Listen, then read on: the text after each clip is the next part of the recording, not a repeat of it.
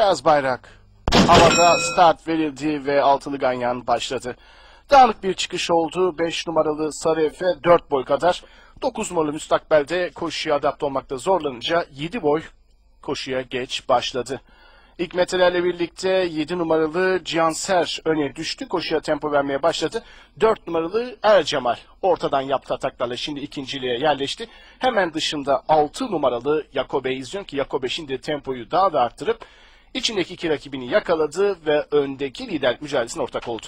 3 at önde buluştu. 800'e doğru yaklaşıyoruz. 7 numaralı Cihanser içeriden gelme avantajıyla az farklı koşun lider ancak 4 numaralı Ercemal 800 geçirken ona yapıştı. Bu iki at arasındaki liderlik mücadelesini 1,5 boy kadar geride 3.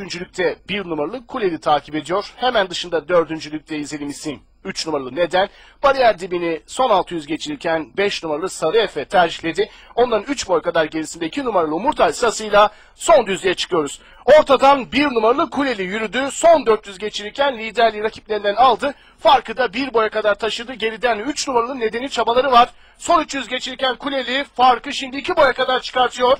Gerideki gruptan 3 numaralı Neden kalan metrelerde onu yakalama çabasında ancak son 200'e doğru gidilirken farkı daha da açan isim 1 numaralı Kuleli. Fark şimdi 4 boy kadar. Geride 3 numaralı Neden. Onun dışından 2 numaralı Umurtay gelse de son 50'yi de en yakın rakibinin 3 boy kadar önünde geçen 1 numaralı Kuleli Aprantil'e ait bu koşuyu Uğur Polat'la kazandı. 3 numaralı Neden ikinci, 2 numaralı Umurtay üçüncü, 5 numaralı Sarı Efe ise koşunun dördüncüsü oldu.